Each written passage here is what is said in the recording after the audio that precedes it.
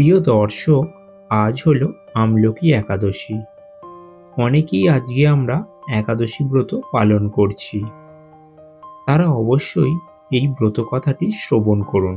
প্রাচীনকালে বৈদিশী নামে এক প্রসিদ্ধ নগর ছিল। এই নগরে চৈত্ররথ নামে এক রাজা রাজত্ব করতেন। চন্দ্রবংশীয় পাশবিন্দুক রাজার পুত্ররূপে তিনি জন্মগ্রহণ করেন। তিনি অত্যন্ত শক্তিমান ও ঐশ্বর্যশালী ছিলেন।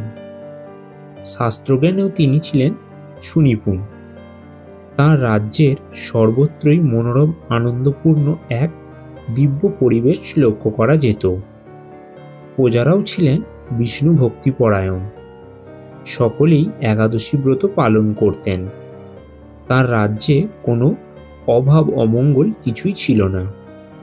এইভাবে প্রজাদের নিয়ে রাজা চৈত্র সুখে দিন যাপন করতে থাকেন। এক সময় ফাল্গুনী শুক্লপক্ষের দ্বাদশীযুক্ত আমলকি তিথি সমাগত হওয়ায় রাজ্যের সকলেই এই ব্রত পালনের সংকল্প করলেন। ওই দিন প্রাতঃস্নানের পর প্রজাদের নিয়ে রাজা ভগবান শ্রীবিষ্ণুর মন্দিরে যান। সেখানে সুবাসিত জলপূর্ণ কলস, ছত্র, বস্ত্র, পাদুকা, পঞ্চরত্ন ইত্যাদি দিয়ে ও ধূপ দীপ দিয়ে যত্ন সহকারে মুনি ঋষিদের দ্বারা শ্রী পরশুরামের মূর্তি সমন্বিত আমলকির পূজা করে থাকেন। হে পরশুরাম, হে ধাত্রী, হে পাপ বিনাশিনী আমলকি, তোমাকে প্রণাম, আমার অর্ঘ্যজল গ্রহণ করো।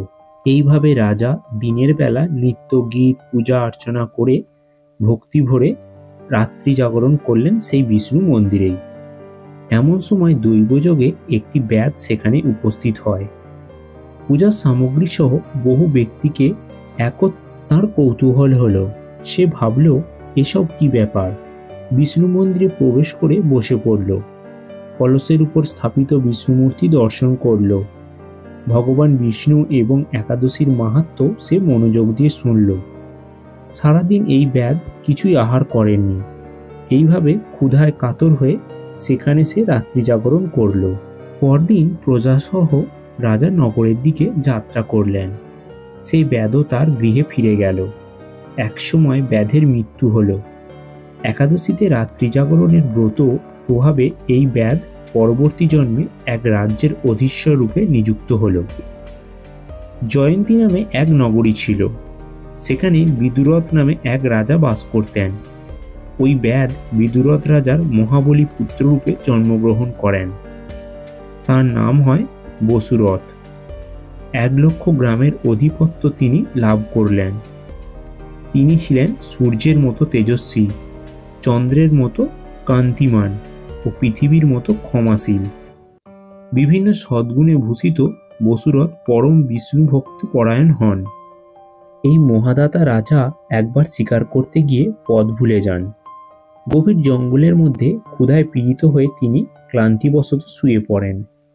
এমন সময় কতগুলি পর্বত নিবাসী ম্লেচ্ছ রাজার কাছে এসে নানানভাবে উৎপীড়ন করতে থাকে।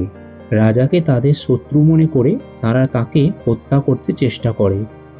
পূর্বে এই রাজা আমাদের পিতা মাতা পুত্র পৌত্র সবাইকে মেরে ফেলেছে, আমাদের গৃহ ছাড়া করেছে।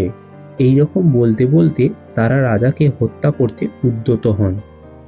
তারা বিভিন্ন অস্ত্র শস্ত্রে তাকে আঘাত করতে থাকে, কিন্তু আশ্চর্যের বিষয় তাদের সকল প্রচেষ্টাই ব্যর্থ হয়।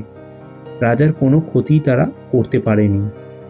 তখন রাজার শরীর থেকে নানা অলঙ্কারে বিভূষিতা এক পরমা সুন্দরী স্ত্রী মূর্তি আবির্ভূত হন।